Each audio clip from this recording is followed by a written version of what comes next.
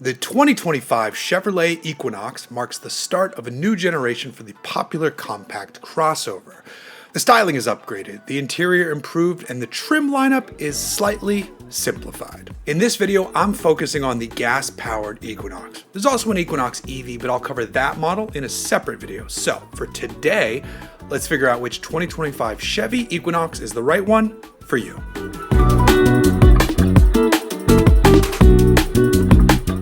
The sole powertrain on offer for the Equinox is a 1.5-liter turbocharged 4-cylinder engine. Horsepower is rated at 175, while the torque output depends on if you opt for front-wheel drive or all-wheel drive.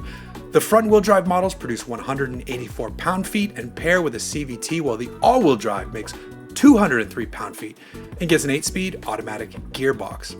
All three trims get a distinct look on the outside, specifically in the grille, wheel and tire package, and mirror and badge treatments.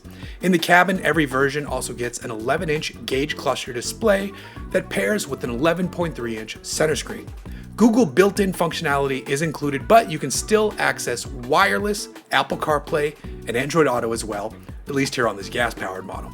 There is no more Equinox LS, as the base model is now the LT, which actually means you have more standard content to kick things off.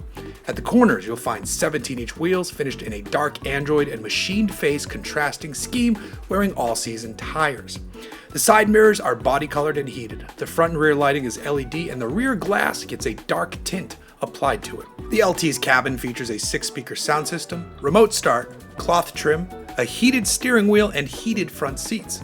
The 2025 Chevy Equinox LT starts at $31,080 for front-wheel drive or $33,080 for all-wheel drive. From here, we jump down a sporty street-focused path or a slightly more rugged off-road inspired path, but both start at the same price.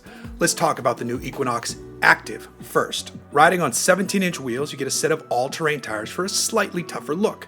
The badges are blacked out. You'll find Evotex trim on the seats, and the Activ is also available with a two-tone paint finish for a few extra bucks, but adds white on the roof. Wireless charging is standard on this model. The driver's seat is now power adjustable, the steering wheel gets a sportier flat bottom design, and you upgrade to dual zone climate control. Finally, the rear liftgate has auto-sensing hands-free tech to lift up automatically when you need it. That's handy when you have both arms filled with your groceries. The Equinox RS, meanwhile, is the sport-inspired model. Both the side mirrors and the badges get the blackout treatment.